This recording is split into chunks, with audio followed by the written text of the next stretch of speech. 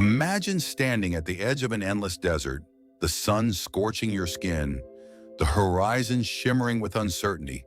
No map, no clear path, just sand and sky stretching forever. Now imagine leading 1 million people through that wilderness, their hopes and fears resting on your shoulders. This was Moses' reality, a man chosen by God to guide his people out of slavery and into a promised land. His journey wasn't just a trek through the wilderness. It was a testament to God's unwavering guidance through life's toughest trials. Today we're diving into the epic story of Moses, a story of faith, rebellion, miracles, and a God who never leaves us lost. If you've ever felt stuck, unsure, or overwhelmed, this story is for you. Let's walk this journey together and discover how God's guidance can light even the darkest paths. Our story begins in Egypt, where the Israelites groaned under the whip of slavery. Moses, once a prince raised in Pharaoh's palace, had fled to the desert of Midian after killing an Egyptian taskmaster. There, as a humble shepherd, he thought his days of greatness were over, but God had other plans. One day, while tending his flock near Mount Horeb, Moses saw a bush ablaze yet unconsumed by fire. From it, God's voice thundered, "Moses, I have seen the misery of my people in Egypt. I am sending you to Pharaoh to bring them out of slavery." Exodus 3:7-10. Moses, full of doubt, protested, "Who am I to do this? I'm not eloquent."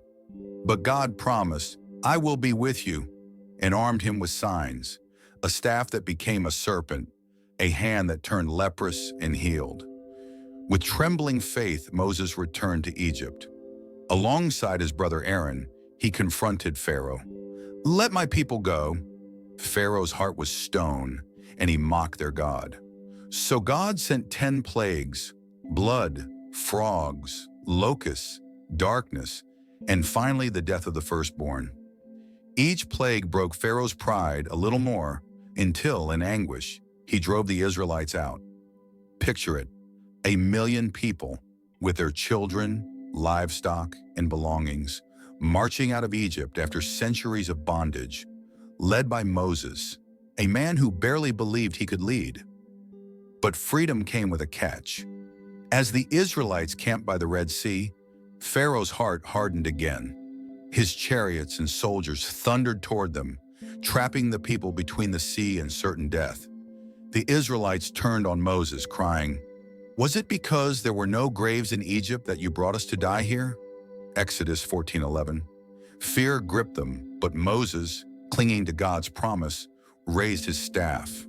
God spoke, "Tell the people to move forward." A mighty wind blew, and the Red Sea parted, forming walls of water with a dry path between. The Israelites walked through, awestruck, as God's pillar of fire held back the Egyptians. When Pharaoh's army pursued, the waters crashed down, swallowing them.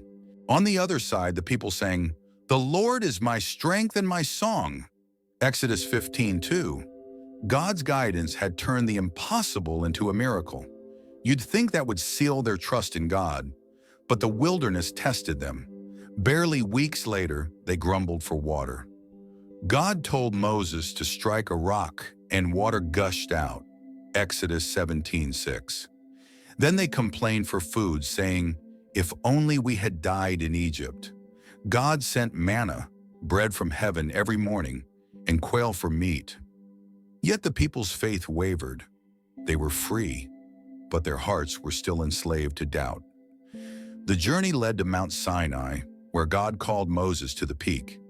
There, in a cloud of fire and thunder, God gave the 10 Commandments, carving them on stone tablets, a blueprint for a holy life.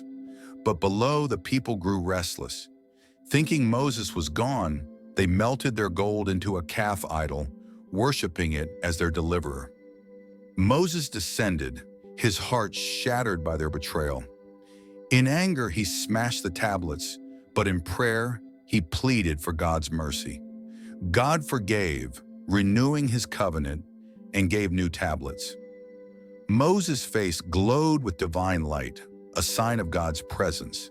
Exodus 34:29. For 40 years, Moses led the Israelites through the wilderness. They faced hunger, thirst, and enemies like the Amalekites. Yet God guided them with a pillar of cloud by day and fire by night. When they rebelled, like when they refused to enter the promised land out of fear, God disciplined them, extending their journey. Moses himself stumbled, striking a rock in anger instead of speaking to it as God commanded, and for this God said he would not enter the land. Numbers 20:12. Yet Moses never stopped leading, teaching, and interceding for his people. At the journey's end, Moses stood on Mount Nebo, gazing across the Jordan River to Canaan, the land of milk and honey. His eyes, undimmed by age, saw the promise his people would inherit. His heart, though heavy with his own mistakes, was full of faith. He had led a stubborn, fearful people through a wilderness of trials, guided by a God who never failed. As he took his final breath, Moses knew, God's guidance is sure, even when the path is long. What does this mean for us? Moses' story is a mirror for our own journeys. Maybe you're in a wilderness right now, facing uncertainty, doubt, or a challenge that feels like a Red Sea. Moses shows us that God's guidance doesn't always mean an easy road, but it always means a faithful God. When you're tempted to grumble, remember the manna. God provides, even in the desert.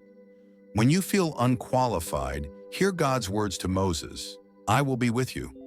And when the path seems endless, trust the pillar of fire leading you forward. Here's my challenge. This week, take one step of faith. Maybe it's praying for guidance in a tough decision, reading Exodus to see God's miracles, or encouraging someone else in their wilderness.